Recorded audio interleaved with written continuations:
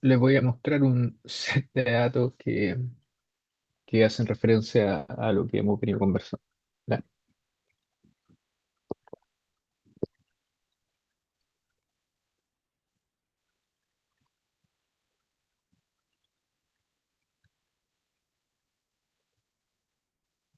Ok, entonces, en una carpeta que le puede dejar también ahí en el aula virtual, hay algunos archivos que son los que vamos a ocupar, que son en particular estos T02, que son las estaciones de Bepol, la estación del CNTI de la ruta 78, y también está el observable Talagante y de Santa.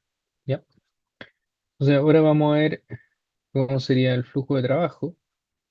Esta parte yo sé que ya muchos la manejan porque es básicamente lo que hicimos en GeoDeseo. Creamos un proyecto nuevo, ¿cierto? En ese proyecto nuevo, la primera pega es guardar el archivo, ¿cierto? Y acá para guardar el archivo, básicamente hay que buscar una ruta donde nosotros tengamos, ¿cierto? Eh, Nuestra información almacenada, ¿vale? Entonces, ahí voy a buscar acá la carpeta del curso en mi compu, ¿cierto? Voy a crear acá una nueva carpeta que se llama RTC y acá dentro voy a dividir tres sesiones. La primera va a ser la sesión uno, voy a colocar este archivo sesión uno y acá van a ir a parar los datos de la primera jornada de medición, que justamente son los datos que yo les comento que están acá. Ya. Ahí, una de las primeras configuraciones que hay que realizar es básicamente la tuerquita y revisar, ¿cierto? El sistema de coordenadas, cambiar. Es evidente que hay una consideración respecto a 84 y a Circa 2021. Vamos a dejar Circa 2021 como era geoidal incluido. Finalizar. Ok.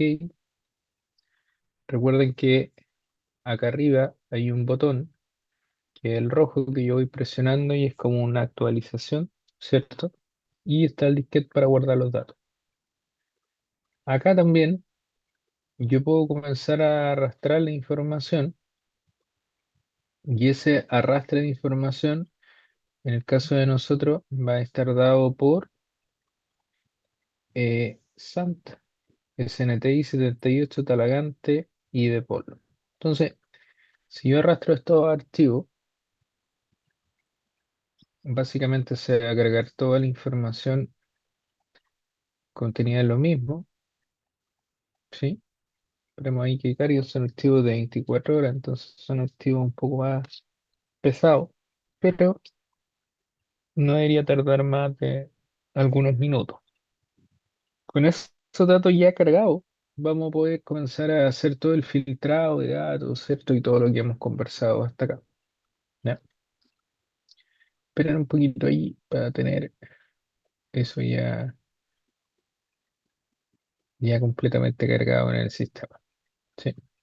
En el software, quiero decir. Hay algunos que se demoran menos, los 302 se van a demorar menos de por sí, porque son archivos que están en formato propietario de Trimble y los lee más rápido, ya que el Rinex, que es un estándar. Sí, eso ya también lo habíamos conversado. Sí, entonces, unos minutos. Ahí está el de Talagante. Talagante también se demora poco porque básicamente el tipo de receptor que hay es GPS ciclona, entonces tampoco tiene tanta información para disponibilizar.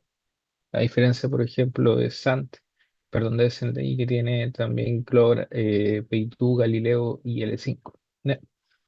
Ahí está el resumen, eso lo habíamos conversado con detención en geodesia. Están los tipos de antena, ¿sí? Y también acá, ¿cierto? Está el modelo que se está ocupando, los Alloy, los Polar, los NetR9, ¿cierto? Todo lo demás. Si yo lo vi aquí, se van a importar los archivos, los voy a poder ver en planta. Y acá ya comenzamos con algunas consideraciones. Yo los datos que traigo son datos que hay que trabajarlos, ¿cierto? No son datos que vienen, como se dice en buen chileno, cocinados, porque la idea es que lo analicemos así. Los datos nunca llegan bien de oficina. Los que han trabajado en esto saben que, o sea, nunca llegan bien de terreno o oficina. Los que han trabajado harto en procesamiento de datos se dan cuenta que siempre tenemos que andar ordenando información que viene de terreno. ¿Ya?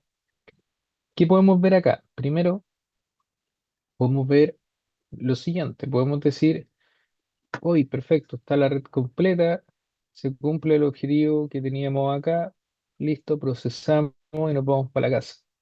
Pero según el análisis que hemos venido realizando, acá podemos validar una información con esta pestaña que se llama basada en el tiempo, vista basada en el tiempo, donde si nos fijamos acá, es solo una sesión de medición. Por lo tanto, todo lo que hemos venido hablando de multiocupación, ¿cierto? De vector independiente no se cumple, ¿sí? Eso es lo primero. Lo segundo, también hay algunos puntos que están fijos en la red que para el caso de lo que nosotros buscamos no es necesario que estén fijos de momento, porque todavía no hemos hablado de la vinculación. Entonces, acá en puntos, Bebol, por ejemplo, que tiene una coordenada global, yo le puedo quitar esa condición de control a esa coordenada dejándola en incógnita. Ahí y ahí. Y lleva en circulito, ¿sí? No en triángulo. Recuerden que el triángulo para nosotros va a ser coordenada de control. Lo mismo pasa acá, ¿sí? Conocido, desconocido. Y finalmente acá, en SNTI, también. ¿Ya? Una de las formas que yo puedo comenzar a trabajar esta consideración, ¿cierto? Los vectores independientes, es tomar en consideración el preanálisis. Entonces, mi preanálisis, en el caso del ejemplo que yo les mostraba, incluía dejar solamente los vectores que están en el contorno en la primera sesión. Por lo tanto, los vectores que cruzan, yo los podría eliminar de tal forma de dejar, ¿cierto?, la configuración preestablecida o la que yo diseñé en oficina. Eso sería acá mi primera sesión, ¿sí? Entonces, si se fijan, ahí se toma el monito que habíamos conversado. Una de las cosas más importantes ahí es que el software no va a hacer nada que ustedes no le digan. Entonces, por eso es importante la planificación, ¿no? Él no sabe cómo optimizar la planificación, ¿no? No hay argumento para eso desde el punto de vista de la configuración del software. Entonces, esos son criterios del Human Server, ¿sí? Ahí, una recomendación, como yo tengo la primera sesión de medición, es procesarla para ver si salta algún error de momento, ¿sí? Si yo acá voy, guardo y realizo una configuración muy sencilla en términos de procesamiento de líneas base, en general, eso lo conversamos durante el curso pasado, el procesando, ¿cierto? Que sea fijo, con un procesamiento con un intervalo automático, todas las frecuencias, que dije fijo y flotante, la calidad, ¿cierto?, de las banderas, también lo conversamos. Los satélites que van a participar también los revisamos. Todo eso que tratamos en general, el curso pasado tiene que estar definido acá.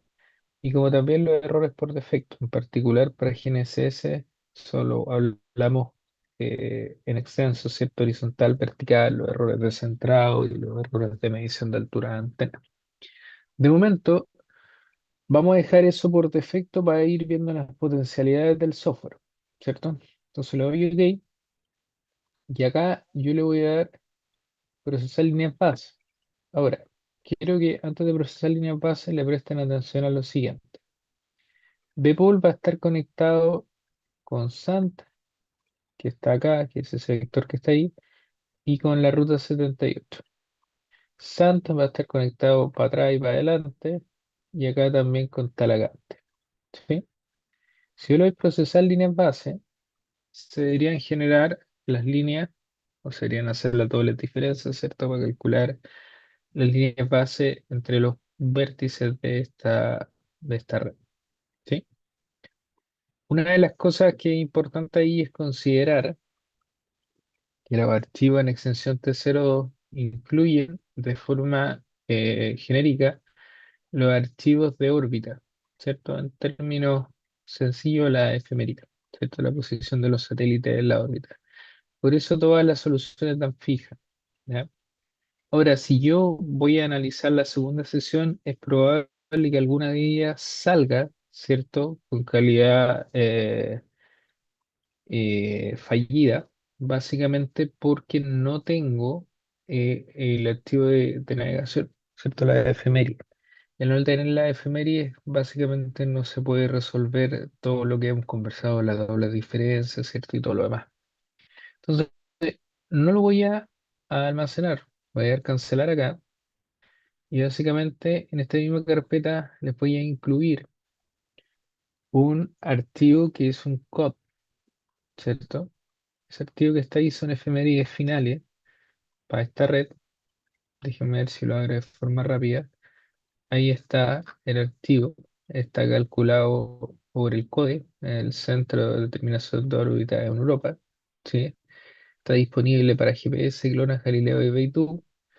¿Dónde afectaría eso quizá en la determinación de la línea base que va entre, por ejemplo, SANT y SNTI? Porque SANT debería ser multiocupación y SNTI también. O sea, perdón, multifrecuencia o multiconstelación. ¿Cómo podemos validar eso? Si yo voy acá a SNTI y le doy botón derecho de propiedades, ahí se van a dar cuenta que el rastreo GPS, GLONASS, Galileo y Beidou, y veamos si estoy en lo cierto con SANT. Claro, en este caso, Galileo, GLONASS, GPS. Entonces, ¿qué va a tener? Una doble diferencia que sí va a ocupar los satélites de Galileo, por lo tanto, es importantísimo que el COD. Hay alguien que tiene el micrófono prendido. Ok.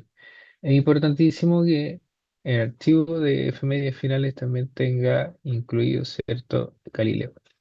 Dale, si no, no va a resolver nada ahí. Ok. Con eso que está ahí, yo ya tengo cierto información necesaria. Voy para acá, arrastro. Y lo importante acá sería realizar la configuración respecto al procesamiento de dejarlo en general con efemérides del tipo precisa. El modelo de antena, recuerden que de forma automática lo va a buscar a la base de datos, ¿sí? El TBC, por lo tanto, está basado, ¿cierto?, en la página del NOAA que veíamos, le damos OK, y ahora sí podemos dar el procesamiento de línea de base, ¿sí? Entonces, eso correspondería a nuestra primera sesión. Recuerden que es exploratorio el ejercicio en términos de que, por ejemplo, tenemos que hacer el análisis también de los errores de centrado, ese tipo de cosas que va a quedar para ustedes para que lo desarrollen ahí, ¿ya? Entonces, ahí está el procesamiento, ¿ya? Y ahí le voy a dar OK. Cuando termine guardar, se puede sacar el procesamiento de línea de base, todo lo que ya hemos conversado, ¿sí? El último es NTI Talagante, el que más costó, pero son precisiones del orden milimétrico, ¿cierto? Hay un centimétrico acá, quizá en la parte vertical, que está OK, ¿sí? Y ahí hay una bandera amarilla. Recuerden que las banderas no necesariamente explican problemas o errores.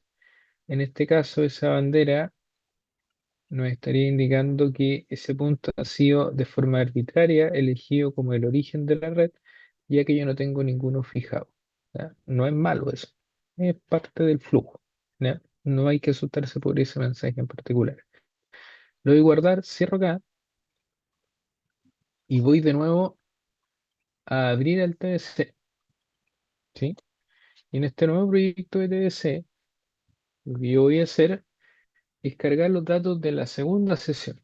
Y los datos de la segunda sesión básicamente van a incluir los mismos archivos, pero ya yo voy a tener que formar esta figura que está acá. ¿Ya? Eso y el análisis que ustedes plantean delante, si va a existir alguna diferencia respecto a 433, 422, ya lo pueden comenzar a explorar cuando comiencen a tener el set de datos. ¿Ya? Entonces sería bien ahí encantado que pudieran hacer esa comparación. ¿Sí? Tenemos que ver el TDC, lo mismo, creamos un proyecto nuevo acá, ¿cierto?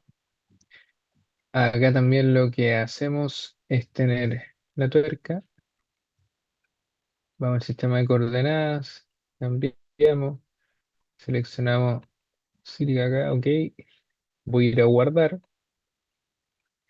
acá voy a ir a escritorio, voy a ir a Universidad 2024, en la U, acá red GNSS, TDC, S2, ¿vale? Guardar, perfecto. Y acá voy a arrastrar los datos de la segunda sesión. Bpol, que son los mismos, SANT, SNTI, 78, Talagante, los voy a arrastrar acá. Se van a comenzar a cargar y acá ya comienzan a existir algunas consideraciones importantes. Los datos de Bpol son de un receptor TRIM T02, lo mismo SNTI y 78, pero acá hay algunos archivos, por ejemplo, SANT y Talagante, que son de la página del sismológico. Por lo tanto, puede ocurrir, o va a ocurrir, ¿cierto? Que si yo tengo esa conexión en mi diseño, que sería eh, Sant Talagante, es probable, ese vector que está ahí, es probable que el software arroje error si yo no incorporo un archivo de efeméride, porque recuerden que básicamente el oso la observable no incluye esta información que es vital para nosotros, que es la posición del satélite en la órbita. Y les voy a demostrar que va a pasar eso. Denme un cacho ahí para que carguen todos los activos. Un minuto. Ok, ahí ya debería estar por lo último y lo revisamos a la brevedad. Ok, ahí está lo mismo delante. Ok, le damos acá. Ahí cargó la figura. Lo mismo delante, ¿cierto? Un poco de manejo de limpieza de datos. Insisto, los datos acá no vienen tan perfectos, lo cual es bueno en alguna medida porque podemos, ¿cierto? Tener un poco más de trabajo sucio, ¿cierto? En términos de ir ordenando lo mismo. Y le estoy quitando la calidad de control, ¿no? Está ahí abierto. O sea, está abierto, me refiero a que todos los puntos son incógnitas del modelo. No hay puntos fijos. Entonces, ¿qué puntos debería quitar acá o qué vértice según esta configuración? Ese que une Bpol y Sant debería irse para afuera, los del borde en general, ese también, ¿sí? Y también está acá. Adicionalmente, hay uno que es ese que está acá, que también no lo estoy considerando, ¿sí? Y no estoy considerando ese de acá. ¿Ya?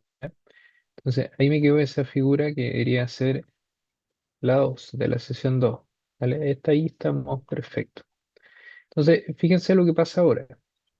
Yo debería procesar estos datos con todas las consideraciones que habíamos hablado antes. Voy a ocupar el módulo de survey de procesamiento de líneas base. Acá, ahí, ¿sí? Claro, los vectores que van a estar entre archivos que son propietarios de Trimble no van a tener ningún problema. Sin embargo, podría tener algún problema con los archivos en extensión o. Entonces veamos qué pasa. Ahí, ese de ahí, Bpol fijo, con 78 también fijo. Veamos cómo viene el próximo. Ahí está probablemente el vector SR78 Talagante, que también está bien. Y vamos a ver cómo falla el último, ¿cierto? Que era lo que yo les anticipaba. Ese fallo se refiere a que ni el O, ninguno de los O incorpora esta información de las órbitas satelitales, lo cual es sustancialmente importante para que podamos hacer el cálculo. Entonces, incorporamos acá un archivo que también va a ir adjunto. Voy, como es final, ¿cierto? También acá hago esta configuración precisa, ok, guardo y ahora puedo procesar nuevamente. Si se fijan, de momento no he realizado ningún tipo de ajuste, solamente he procesado para ir verificando que los datos estén bien medidos, ¿ya? Y de momento me han entregado precisiones que están acorde a lo que puede definirse como un dato bien medido, ¿ya?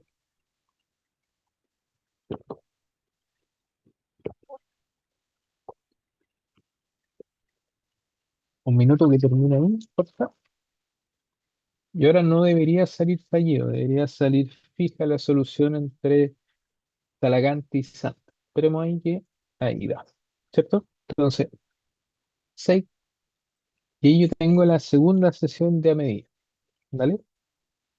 ¿Dónde está la gracia de lo que estamos haciendo? Yo estoy ocupando una herramienta, o voy a ocupar una herramienta que se llama como unión de proyectos. Y esa unión de proyectos me permite considerar ciertos diferentes sesiones de medición y juntarlas en una sola. Ahí les voy a explicar cuál sería la ganancia de aquello. ¿Ya? De momento ya tenemos las dos primeras sesiones procesadas. Vamos a ir por la tercera sesión. Vamos acá, Profe, minuto. disculpe, Ujú, recién usted dijo que puso los archivos punto .o, me parece, que comentó que podía ujú. haber problemas, pero no pasó nada. Sí, po. No, pues si hay problema. ¿Se acuerdan que salió fallida la primera vez que procesé?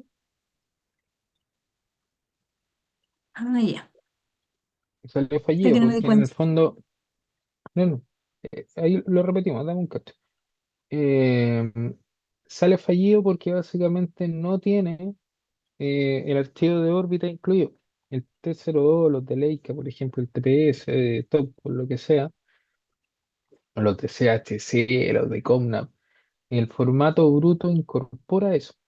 Ahora, ¿qué es lo que pasa con los servicios públicos, que el sismológico particularmente? Ellos sacan el archivo Trimble, pero como lo disponibilizan en la comunidad, no pueden colocar eh, el archivo propietario. Entonces, al pasarlo a Remix, ellos se preocupan solo de dejar el archivo de observación y tú veis cómo recopilas lo otro. Entonces, entre tener ese problema, pero entre T02 no, po. ¿Cachai? Entonces, ahí hay que adecuarse a eso, incorporando un archivo de efeméride. Voy a cargar la última sesión. Ahí lo podemos revisar un poquito más en profundidad, Rocina. Damos que esto va a ser la tercera sesión.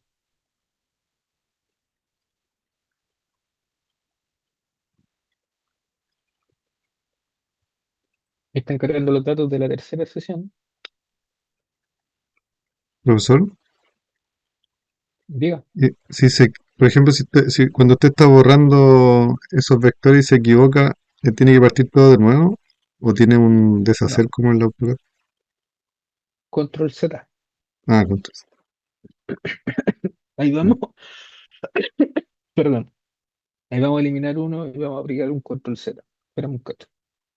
vale, pues.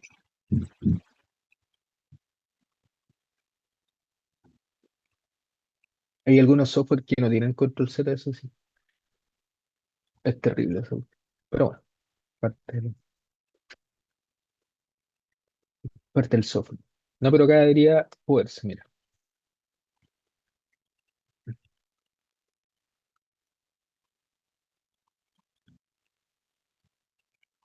Para llegar ya.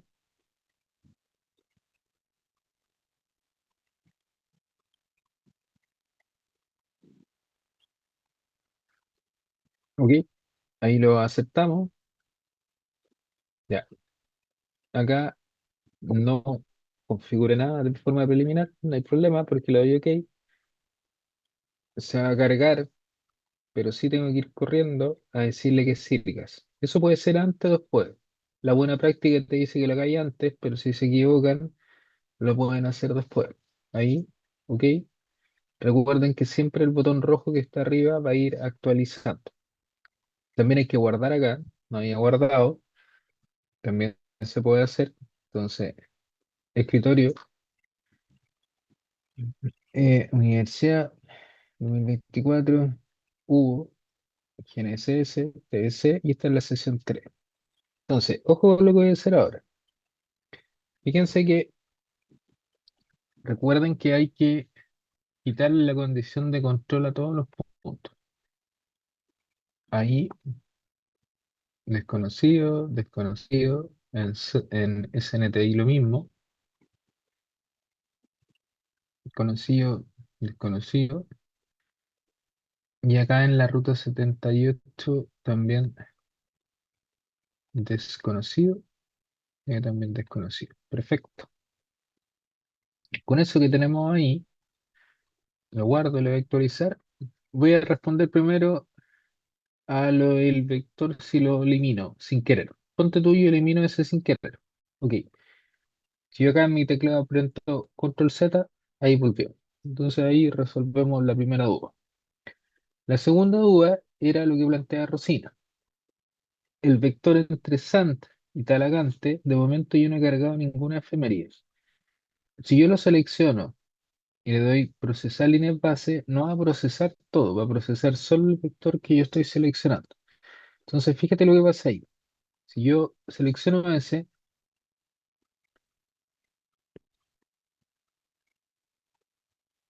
debería haber decir fallido, y si me posiciono sobre eso, dice que no hay información de efemérides disponible.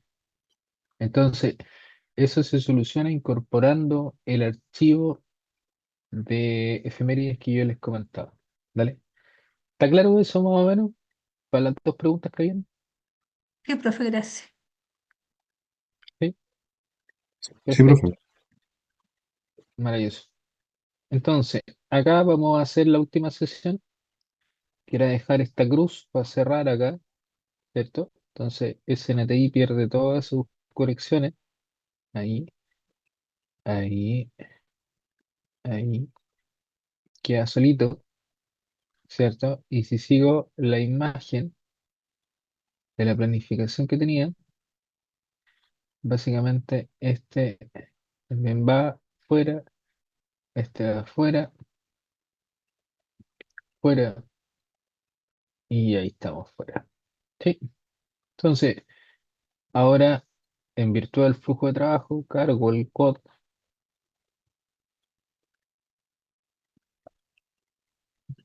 voy acá, selecciono que tenga un procesamiento con efemérides precisas como las que incorporé y acá hago el procesamiento de líneas base.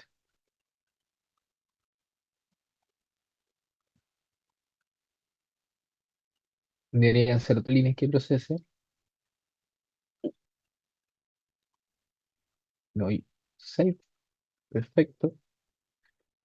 Lo mismo de acá, ojo, ese no es que esté malo, solamente lo sitúo como un vector, o sea, como una coordenada arbitraria de control. Fíjense que aparece para los dos lados. Y que aparece para los dos lados en de poli y SR78, porque este vector que está acá no está conectado con el de acá. Si hubiera una línea acá, hubiera seleccionado solo uno. ¿Ya? Guardo acá, cierro, y ahora ocurre la magia. ¿Por qué? Voy a abrir un TBC Y acá hay que ver la siguiente explicación. Si yo hubiera cargado los 3 días de una en el software, que es lo que uno tiende a hacer, hubieran quedado monos intentando eliminar vectores. Entonces, la mayoría de los software, el TBC, el Lake.io, que también, el Top Tools probablemente no lo tenga la herramienta, ¿cierto? Pero esos dos software que yo les comento, el de CHC también probablemente, deben tener una herramienta que permitan unir proyectos, ¿ya? Y esa herramienta de unir proyectos, yo voy acá, abro un proyecto en blanco. Fíjense que acá va a haber una herramienta que se va a llamar unir proyectos de topografía. Si yo selecciono eso que está ahí, me va a llevar una ruta. Yo tengo que abrir acá o ir a básicamente Universidad 2024, Hugo, Red GNSS, TBC, selecciono la carpeta, aceptar y ahí están los 3 proyectos. ¿Y por qué yo tengo que hacer esto? Porque si yo quiero tener el resultado final que está acá, tengo que hacer la suma de los 3 días de medición en este caso. Día uno, día 2 y día 3. Le doy OK y ahí se carga. ¿Se fijan? Entonces, los 3 procesamientos de forma aislada que yo realicé se tienen que unir con esa herramienta que puede ser otra. También en los software de Leica, por ejemplo. Voy a guardar acá, voy a ir a escritorio, Universidad 2024, Hugo Redes, y acá a este proyecto le voy a llamar Unir. Entonces, ahí se unió, se unieron, perdón, las 3 sesiones. Lo que me interesa es ver la vista basada en el tiempo. Fíjense cómo quedó. ¿Se acuerdan que antes era todo una línea para abajo? Ahora está escalonado. Eso quiere decir que se respetaron 4 vectores. Ahí hay uno, 2, 3, 4 el primer día, uno, 2, 3, 4 el segundo y 2 más el último. ¿Sí? ¿Lo logran ver? ¿Sí o no? Sí, Sí, profe, profe. está clarito. Entonces, ahí está ya realizada esta parte. Como el procesamiento está realizado, ahí las 3 sesiones se importaron. Lo que nos queda ver es la parte del ajuste. Y ahí viene toda la validación que comentábamos delante. No hay que procesar porque ya procesamos de forma aislada. Entonces, ¿se acuerdan? Sean lo más claro posible, por favor. O sea, lo más Profe, honesto posible consulta, con esto. Diga, consulta, el procesamiento tiene que hacerse antes siempre, de las líneas base, antes de unir los 3 proyectos.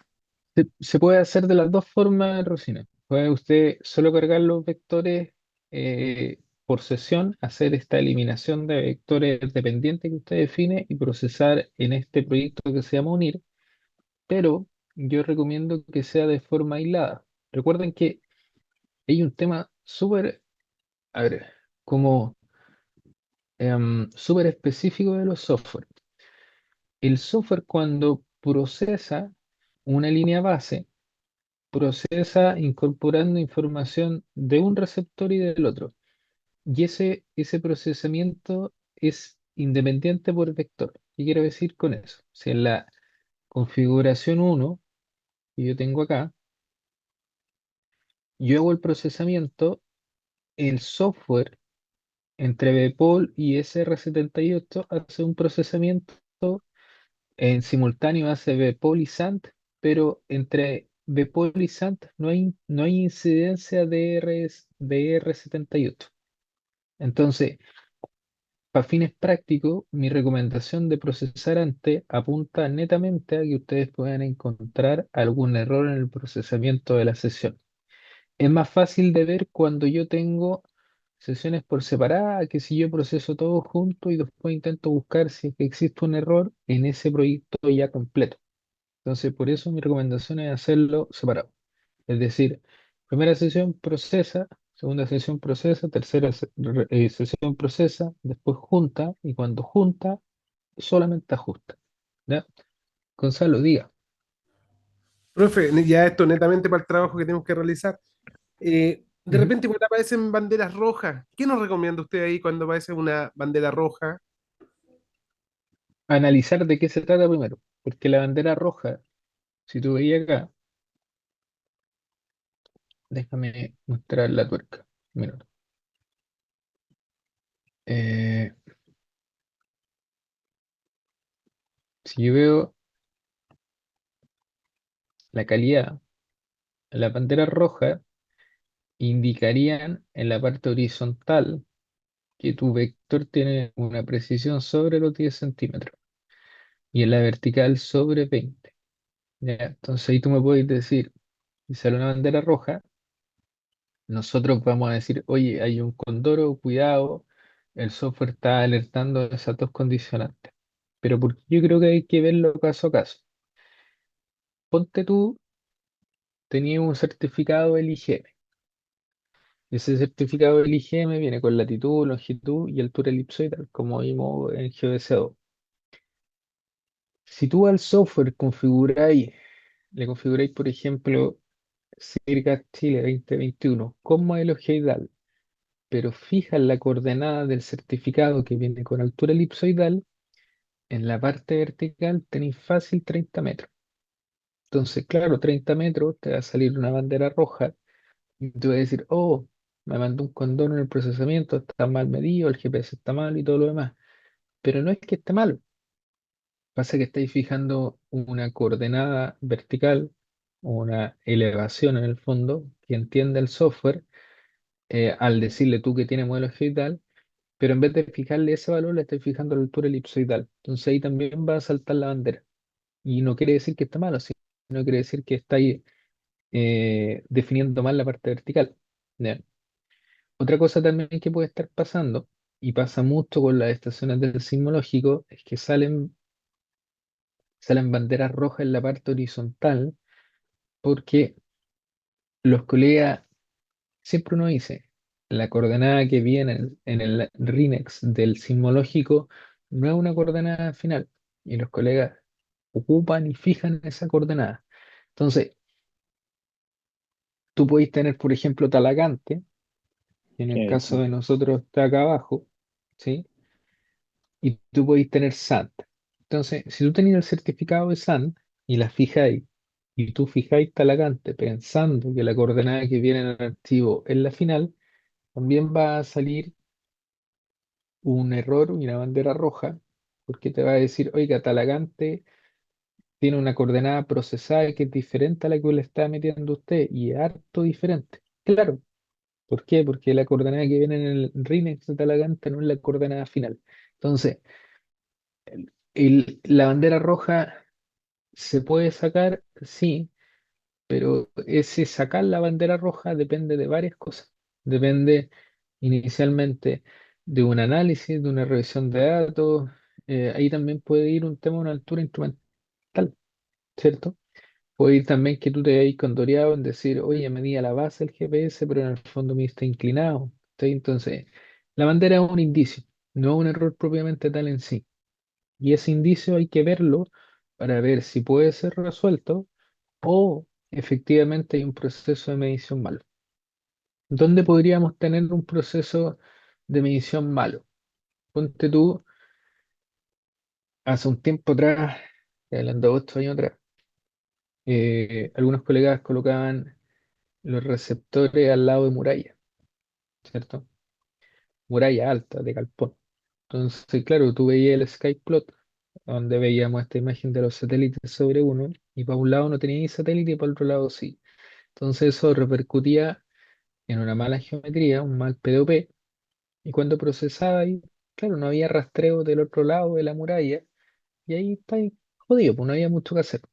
Entonces ahí sí había una medición mala y la bandera roja se traducía en un error del proceso de medición, quería llamarlo así. Pero en otros casos que yo estoy ejemplificando, la coordenada sismológico es solucionable, básicamente ajustar o encontrar la coordenada adecuada. la parte del modelo digital, esas clásicas, 30 metros que hay de diferencia, que tú dices, chuta, el GPS está como el ajo en verdad, porque son 30 metros, pero no hay errores de eso, sino más bien está mal configurada la cota que está ahí fijando, ¿ya? Entonces, bandera, indicio en una primera instancia, y ya cuando hace un análisis más profundo, puede ser que la bandera sea un error probablemente tal, ¿ya? Eso, ¿sí? Gracias, profesor. Claro. ¿Sí? Rosina, ¿quedó claro lo otro también o no? Sí, profe, ¿Sí? gracias. Ok. Entonces, mi pregunta ahora era respecto al tema del ajuste libre. ¿Se acuerdan que conversamos eso, no? ¿O no se acuerdan? Algo me acuerdo, profe, de que no se fijaba una coordenada para no afectar el procesamiento total. Claro, justamente. Maravilloso. En el fondo, ahí hay una cuestión que habíamos conversado también, era que el flujo de trabajo era procesar los datos, ¿cierto? Incorporar efemérides, todo lo más que ahí tenemos que ver algunos ejemplos más de incorporación de efemérides. Pero después del procesamiento viene una parte que es básicamente el ajuste. El ajuste se divide en dos etapas, o al menos hay teorías que dicen que lo divide en dos etapas. La primera, un ajuste que eh, es netamente orientado a evaluar la calidad de la red, y otra parte del ajuste es cuando ya tú ese proceso lo haces parte de un marco geodésico, es decir, ya lo vincula a una coordenada fija. ¿Ya? ¿Cuáles serían las aplicaciones de estos dos procesos secuenciales? El ajuste libre primero, que ahí tú decís, ya, mira, no estoy fijando ninguna coordenada, entonces si no fijo ninguna coordenada, cualquier error que yo pueda encontrar está relacionado con las mediciones. ¿Ya? Ahora, si ese ajuste libre sale bien, las estadísticas son buenas, yo me salto al ajuste ya fijando una o más coordenadas. ¿Sí? Ese escenario no debería cambiar, y que no cambie, es decir, que el ajuste libre de las mismas condiciones que el ajuste con puntos ya fijos, implicaría que tú estás bien, ¿cierto? O sea, que ya pasó todo lo análisis estadístico, todo lo demás.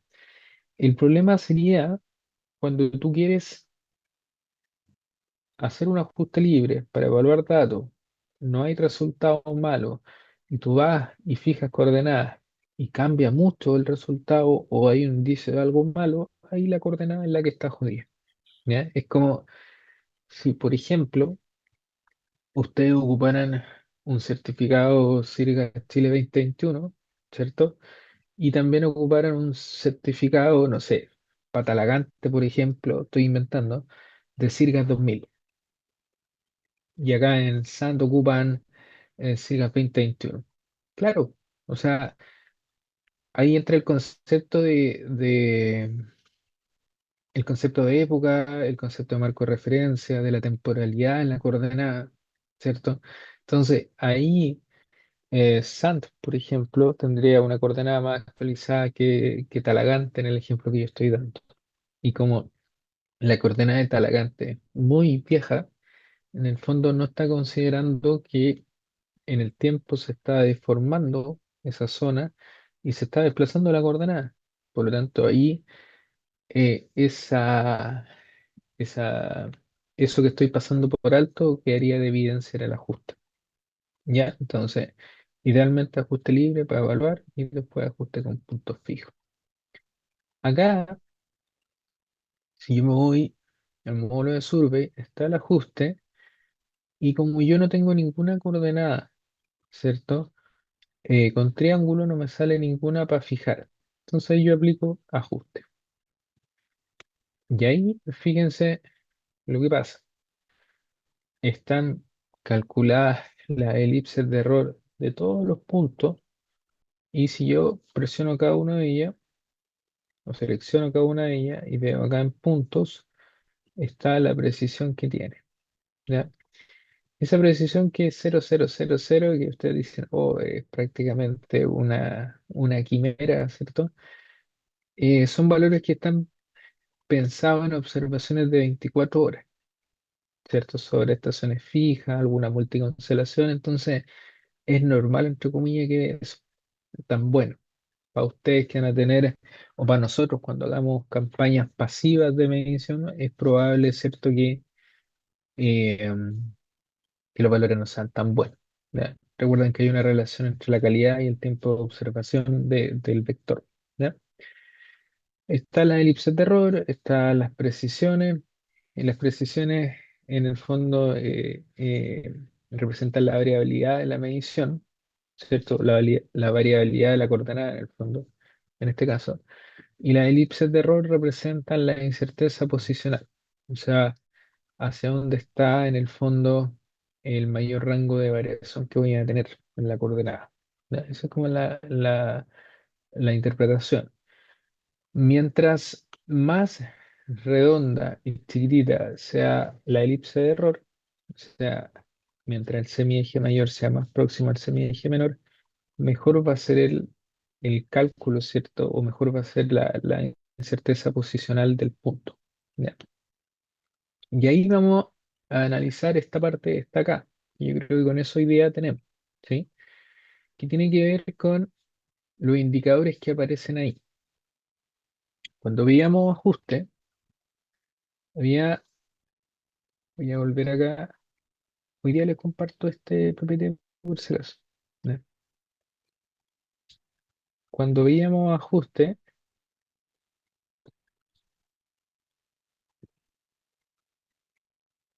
estaba la fórmula, ¿cierto? De los mínimos cuadrados, que era la que estaba acá. Pregunta, no todos hicieron ajuste conmigo, ¿no? Los otros lo hicieron con el profesor Cepeda, ¿no? ¿Me Yo pueden lo hice con el confirmar? profe Cepeda. Creo que la Ah, ya, mayoría lo hizo con pero usted. probablemente, sí. Pero bueno, si alguien no se acuerda de algo, lo vamos puntualizando acá. Esta era la solución por mínimos cuadrados, ¿cierto? AT por los pesos por A menos 1, AT por los pesos por el vector de la observación. Hay una parte del ajuste, que me ver acá, voy a copiar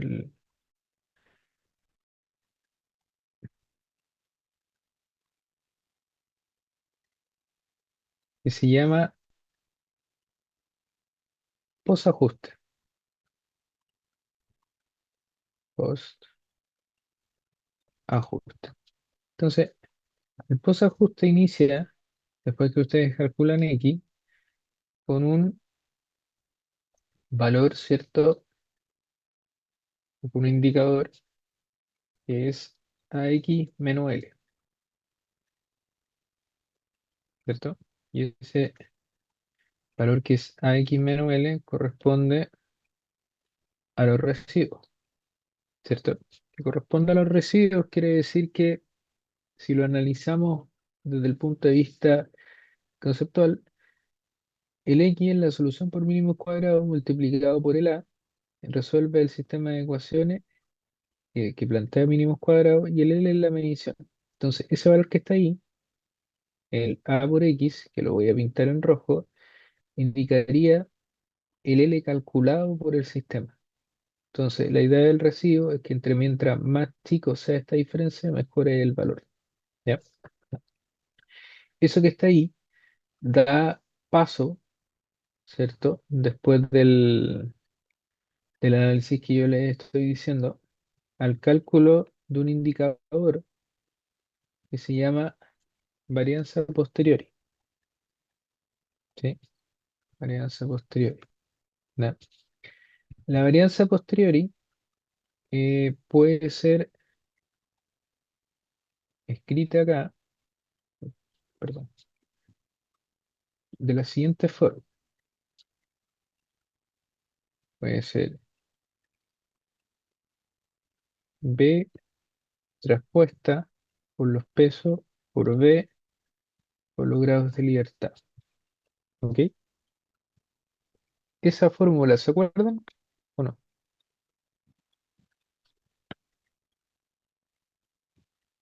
Más o menos. ¿te acuerdas? Sí me acuerdo de lo que habla, pero Más o no menos. exactamente. Sí, más o menos. Ya. Pero ahí lo vamos a relacionar con lo que bota el software básicamente, ¿cierto? Entonces, eso que yo tengo ahí, ¿cierto? Que es la varianza a posteriori, en el fondo, en el software, se llama, acá, déjenme ordenar un poco, varianza a posteriori o factor de referencia, es la fórmula que yo le estoy comentando ahí. Entonces, ese, ese valor que está ahí es 0,62 en el caso de nosotros, ¿ya? Y la varianza a posteriori, acá lo voy a comparar, la varianza a posteriori se compara con una varianza a priori, que teóricamente suma. Entonces, ¿cómo podemos ver la interpretación de aquí? Es una explicación bien teórica en verdad. Cuando uno parte del ajuste, uno dice que en la varianza a priori, que va a ser un indicador como de calidad de todo el ajuste, es preliminarmente uno. Eso puede ser explicado de cierta manera, como que esta relación que está acá debería ser cero. O sea que el A por X logra demostrar o logra representar completamente el L. Recuerden que ese valor, el V que está ahí, tiene que ser lo más chiquitito posible, ¿sí? Que es el residuo en el fondo. Entonces, la varianza posteriori pondera los residuos por la calidad, por los pesos, ¿cierto? Y lo divide en grados de libertad, que es observaciones menos incógnitas. Entonces, la varianza posteriori se compara con una varianza a priori, que es 1, y claro, esa comparación es en el fondo varianza a posteriori dividido en varianza a priori. Entonces, ahí lo que yo tengo en el TBC es una explicación de la siguiente forma. Cuando yo tengo una varianza a priori mayor que 1, yo tengo un caso donde las mediciones fueron sobreestimadas, fueron más malas de lo que yo creía, ¿cierto? Entonces, esa es la interpretación del factor de referencia que está acá y que aparece en el TSL, ¿cierto? Cuando ese valor, la varianza a priori es mayor que 1, caso donde las mediciones fueron más malas de lo que yo creía. Por otro lado, está el indicador que tenemos acá, ahí, donde la varianza a priori es inferior a 1, caso donde las mediciones fueron subestimadas. O sea, usted dijo, ¿sabe qué? No fue tan buena la medición, pero en el fondo fueron mejores de lo que yo creía. Esos dos casos ustedes pueden tener. ¿Dale? Ahí lo que sale acá abajo, que es en el fondo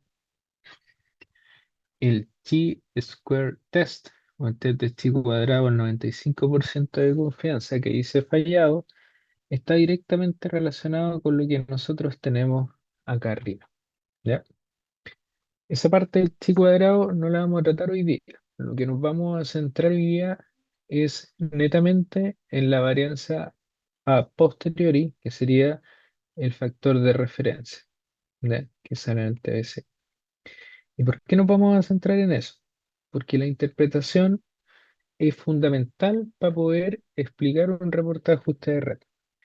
Varianza posterior y mayor a uno, caso donde las mediciones fueron sobreestimadas, ¿cierto? Fueron más malas de lo que yo creía. Entonces, ese es el escenario típico. ¿Por qué? Porque uno dice, oye, mi red me quedó bacán, ¿cierto? Fue medida súper bien, todo lo demás, todo lo que queráis. Pero acá entra en juego lo que hemos conversado todo el rato, que yo puedo tener una red medida por 10 horas, pero si medí mal una altura instrumental, la medí 10 horas si no tengo una multiocupación bien definida, ¿vale? Entonces, ahí yo creo que lo estoy haciendo bien, pero el resultado del ajuste me muestra que no lo hice bien, ¿ya? Eso es lo más crítico.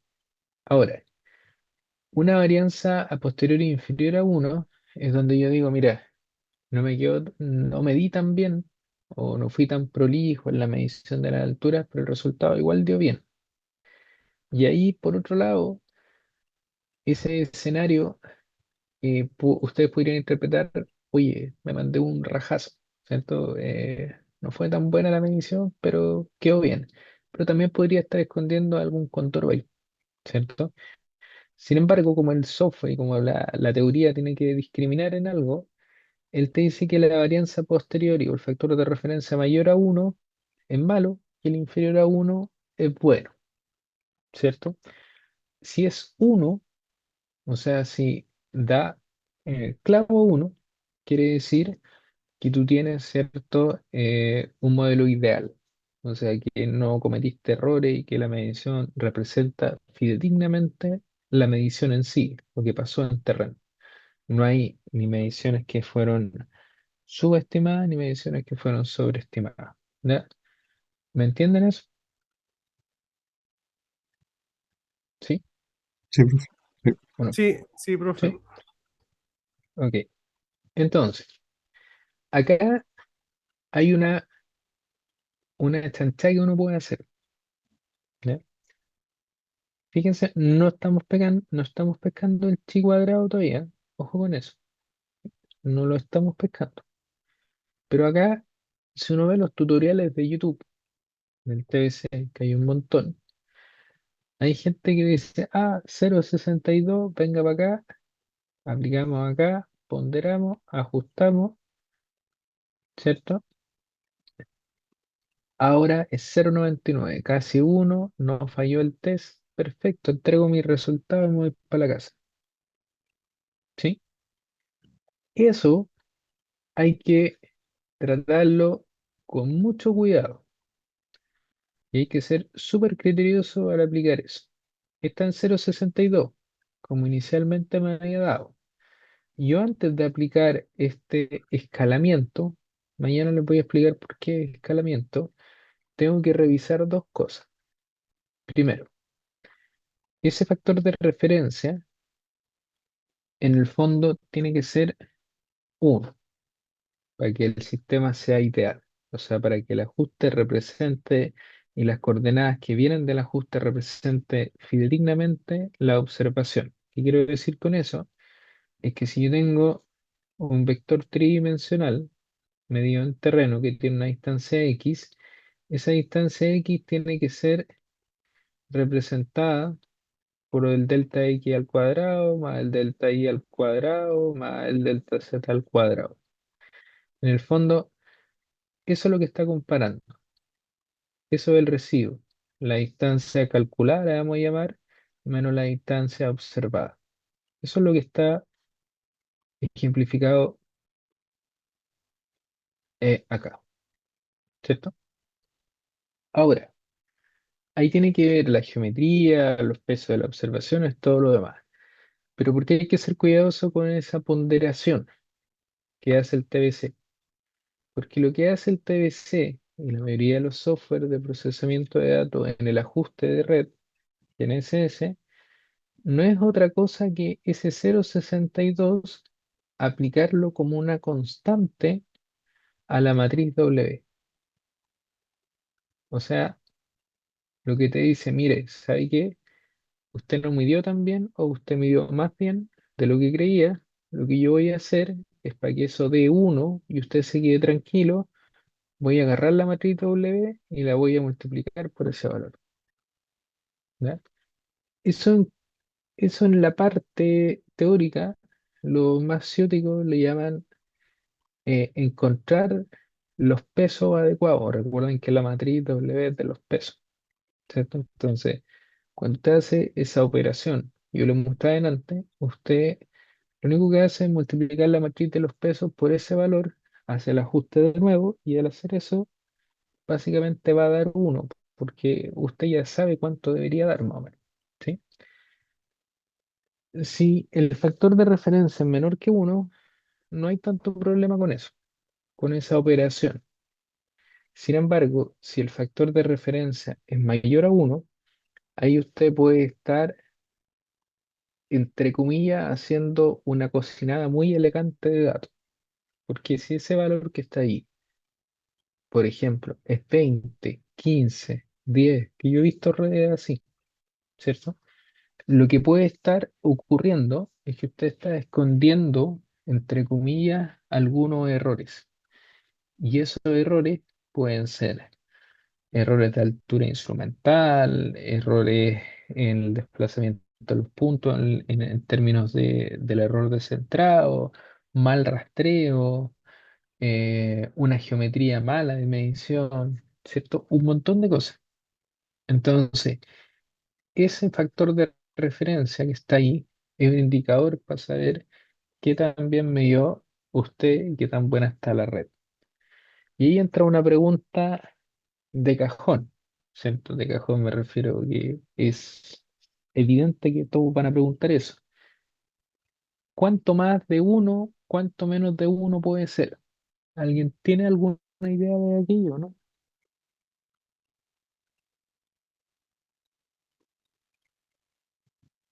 O sea, si yo tengo un factor de referencia 15, ¿es muy malo o no es tan malo? ¿Qué creen ustedes? O sea, tomando en cuenta ese valor, debería ser muy malo, ¿no? Debe ser muy malo, ¿cierto? Pero ahí estoy de acuerdo con lo que plantea usted, es muy malo. O sea, 15 ya es un valor para preocuparse, ¿cierto? 7 también. Pero ahí también hay que entender que los software en general de topografía, cualquiera, independiente de la marca, no es más que un procesador de datos nomás. O sea, el software no entiende de GeoGebs, no entiende. Él lo único que hace es aplicar un procedimiento matemático. Y ese aplicar un procedimiento matemático guarda relación con varias cosas estadísticas que uno debe saber interpretar. Entonces, si ustedes me dicen a mí, ese factor de referencia es bueno que sale acá 0,62, para mí sí, está bien, ¿cierto? Pero yo para cerciorarme de eso, yo selecciono ahí los puntos y analizo las precisiones de cada uno de ellos. Digo, ah, ya está bien. Porque ese valor que está ahí en ocasiones puede ser un poco engañoso. Y puede ser un poco engañoso porque, como les digo, depende no solo de la observación, sino depende también si el viejo hizo esta pillería de acá de escalarlo. Pillería le digo porque si no es bien tratada es pillería. El caso contrario no está mal, ¿no? Entonces, ahí el flujo de trabajo siempre sería analizar ese valor y dependiendo si ese valor es mayor o menor a 1, comenzar a analizar punto a punto, ¿ya? Una cosa que es importante es que por más que ustedes apliquen acá esta cuestión de la escala, de escalar la matriz de los pesos, si las mediciones están mal realizadas, ahí puede salir uno, puede salir 1,00000 y tú decís, oye, me quedó increíble el ajuste, pero voy a pinchar un punto y voy a analizar la coordenada, la precisión, y acá te pueden salir 15 centímetros, 10 centímetros, 8 centímetros, y ahí no hay nada que hacer. Entonces, cuidado con eso, no caer o no tentarse, ¿cierto? En caballo de feria, escalar la matriz y salir al tiro. ¿Ya? Ahí hay cosas de lo que comentaba la compañera delante, Rosina, de que cómo el software logra entender o analizar errores groseros. Entonces, la etapa que yo le estoy presentando acá, ¿cierto? Fíjense lo interesante de esta cuestión.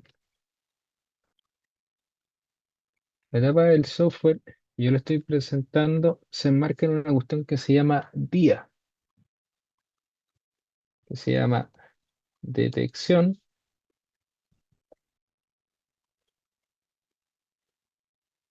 identificación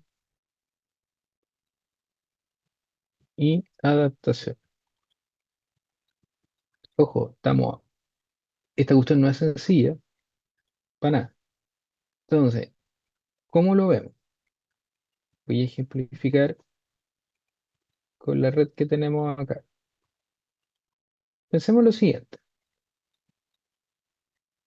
Pensemos que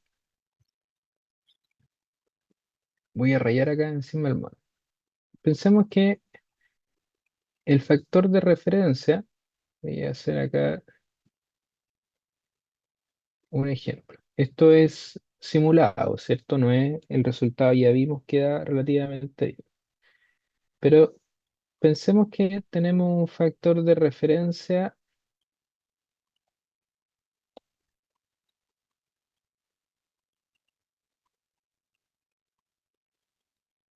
que dio 15,9, ¿cierto?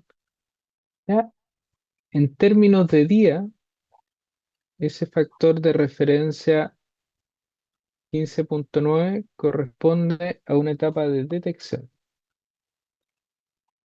¿Qué quiero decir con ello?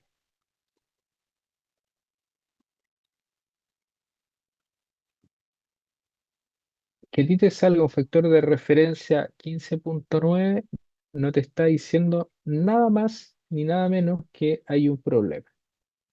Esa es la única indicación que sale.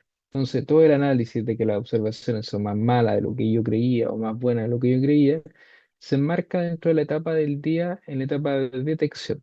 O sea, el software dice, yo estoy detectando que su red tiene un problema. No le puedo decir en qué parte está el problema. Solo le puedo decir que hay un problema, ¿ya? Y ese es el análisis que nosotros veíamos recién. Entonces, acá que yo puedo interpretar del 0,62. El 0,62 me está diciendo, no hay problema, está bien medida, continúe así, ¿cierto? Hasta ahí estamos claro con eso, ¿cierto? El 0,62 cumple esa pega. Posteriormente, la teoría te dice que debería venir una cuestión que se llame identificación. Y la identificación es reconocer dónde está el problema de la red. Y eso es, en el caso del TS, testado. Entonces, fíjense lo que pasa acá. Si yo presiono el generador de reporte, hay un Network Adjustment Report. Yo lo pincho ahí, el Firefox se está actualizando, pero en los cachos, y se debería salir este reporte que a lo mejor muchos de ustedes conocen, ¿ya? No vamos a analizarlo hoy día, ojo, solo quiero llegar al punto donde acá sale el histograma de recibo estandarizado y sale el valor del testado o el test del testado. Y acá el testado te está diciendo hay observaciones que fallen para la aplicación del testado y de momento dice que no. Pero hay una que está media julera, está ahí. Si sale de los límites, que ahí después les voy a explicar cómo los calcula, y hay acá, está diciendo que falló la prueba y hay una observación que va a salir en rojo acá. Y el software ya ha hecho toda etapa, detecta que hay un error, que si el factor de referencia es 15, es un indicio de un error, pero solo detecta. Acá ya está haciendo la identificación con este test, ¿cierto? ¿Y cómo sería la adaptación? la adaptación sería, ok, por ejemplo, el vector SNTI Talagante está malo. Perfecto, lo elimino. Si yo elimino ese vector y vuelvo a ajustar, estoy entrando en la etapa de eliminar vector, sería la etapa de adaptación. O sea, yo cambio las condiciones geométricas de la red eliminando un vector con el objetivo de que el ajuste quede bien y no tenga en el día, me refiero a la metodología día, un error que me indique una detección de error, un factor de referencia muy mayor que uno, ¿cierto? Por lo tanto, el test A1 sería necesario aplicarlo y la adaptación tampoco sería necesario. Entonces, en resumen, para que no quede tan largo hoy día, posterior al ajuste, yo puedo inicialmente analizar el factor de referencia. El factor de referencia me dice si es mayor a uno posibilidad de errores. Si es menor a uno no existiría posibilidad de errores, ya que en el caso que sea mayor a uno yo dije o yo estoy diciendo que medí mejor de lo que realmente medí. O sea, sobreestimé la calidad de mis observaciones. Y subestimar es que el factor de referencia es menor a uno. En el caso que yo tenga un factor de referencia mayor a uno, yo estoy en el concepto teórico cayendo en la etapa de detección. Es un indicador que me dice que hay un error, ¿ya? Y como hay un indicador que me dice que hay un error, o un posible error, yo tengo que entrar a picar. Y entrar a picar se traduce en identificar. Y ahí el software ocupa el testado, el cual identifica el error mediante un procedimiento que tenemos que profundizar un poquito mañana, más bien teórico, ¿cierto? Cuando yo tengo la identificación de la observación mala, yo adapto el sistema o adapto la red, que es eliminar esa observación mala, una dirección, una distancia con estancia total, un vector con GNSS, y vuelvo a ajustar. Y ahí yo terminé el flujo de detección, identificación y adaptación, y cumplo con el día. Eso lo hace el TBC. El Infinity de Leica también lo hace y ese es un procedimiento un poco más avanzado, ¿cierto? Ahora, ¿cómo sería la etapa que yo planteo acá de los pesos, ¿cierto? Ajustáis, analizáis el factor de referencia, si hay que eliminar datos, se eliminan, se ajusta de nuevo y si ya no hay errores en la etapa de identificación, o sea, no hay ninguna observación mala, ahí tú recién ponderáis y ajustáis de nuevo para acomodar, ¿cierto?, las observaciones. Como hacerle un pequeño ajuste a la precisión de las observaciones, a los pesos, para decir, mira, un poquito más malas fueron o un poquito más buenas, pero no estáis cocinando o acomodando un error grosero en el proceso de medición, ¿ya? Entonces, muchos, visto muchas veces, yo creo que ustedes también lo han visto que esta parte del software se trata básicamente como una receta mágica que soluciona toda la red. Y en verdad no hace eso. Solamente lo que hace es indicarte eh, o es acomodar algo que debería ser chico. Y para eso está ante la etapa del día. Detección, identificación y análisis. ¿Vale? Ojo con eso, porque eso puede explicar varios problemas en una red. O puede explicar varios errores. ¿Ya? Tema de las alturas instrumentales, claro, sale la capa de identificación con el testado que he detectado inicialmente con el factor de referencia, y ahí tú podrías, si tenía una bitácora de terreno, corregir y comenzar a procesar y a ajustar de nuevo. Mucho ojo con eso en particular, porque pasa que una vez un colega me decía, un jefe de topografía, Felipe, es muy buena la herramienta, todo lo demás, pero la herramienta no sirve de nada.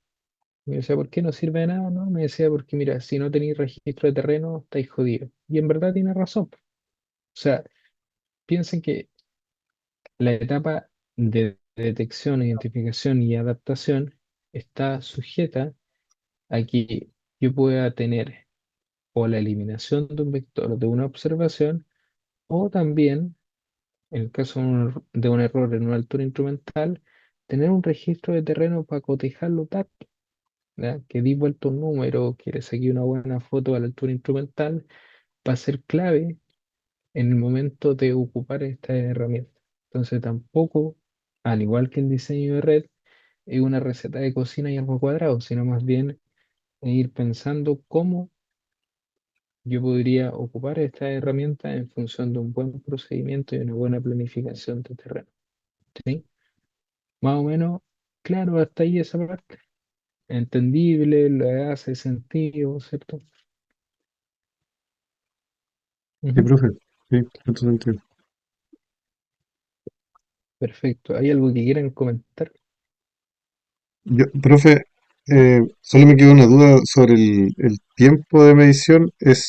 ¿Todos estos puntos fueron medidos en un solo día o en 3 días distintos? Son 3 días, cada sesión es un día. Ya, y al principio cuando se tiraron Cada todos sesión es mostraron un una día. sola sesión porque estaban todos al mismo tiempo en la sesión, ¿no? Todos los 3 días. Claro, no, no, no. En el fondo, piensa tú que vais el día lunes y comenzáis y colocáis los 5 receptores y comienzan a medir. ¿Cachai? Claro, yo cuando termine el día, como los 5 receptores tuvieron tiempo en común, si los cargo al software se va a cerrar la figura. Pero esa figura cerrada va a ser con un día de medición. Entonces yo ahí elimino los vectores que no quiero para ese día y al otro día hago lo mismo y otro día hago lo mismo. Entonces finalmente yo no voy a ocupar todos los vectores disponibles en un día, solo voy a ocupar los que yo definí como independientes, lo mismo al siguiente día y lo mismo al tercer día. Y después uno de esos 3 días en un proyecto y ahí me van a quedar ciertos solamente vectores independientes y estas sesiones escalonadas que conversaba. ¿Sí? No sé si queda más o menos Ya, profe, claro sí, eso. ahí me quedó claro. Sí, ¿Sí? gracias, profe. ¿Alguna otra pregunta? ¿No? ¿O sí? ¿Estamos bien ahí? ¿Alguien está ahí? ¿Alguien está yendo con Francisco o alguien entró a la clase ayer con Francisco? ¿Alguien de acá? No, Mm, profe. no. ¿No? Ya. No, ahora va que estar más o menos que si estábamos en la misma línea viendo las mismas cosas. Yo creo que sí. No, Entonces, profe, lo que sí me comentaron los compañeros es que ellos iban a tener una evaluación escrita así primero. Eso sí me comentaron, lo de la otra sección. ah, perfecto. Ahí nosotros vamos a hacer los reportes. Yo creo que ya hemos avanzado lo suficiente como para evaluación escrita, en verdad. ¿No? Ahí mañana Y hablo estoy de acuerdo con usted. como estamos con cambio de hora con el Francisco, le pregunto mañana. Pero con eso ya tenemos. Mañana nos juntamos, terminamos de ver esto y ahí les explico el primer trabajo que van a tener para el fin de, para entregarlo, los plazos y todo lo que hemos siempre discutido entre nosotros. ¿Vale? Vale, profe, ¿Sí? gracias. Ya, profe. Muchas Ya gracias, pues, profesor. que descansen, que estén muy bien. Nos vemos mañana. Chao. Igualmente. Igual, Chao, muchas profe. Gracias, gracias. profe. Chao. Chao. Chao, Gracias, buenas profe. noches a todos. Chao, Que estén chao. bien. Chao, Adiós. chao. Que estén Chao, bien. chao. Gracias. Chao.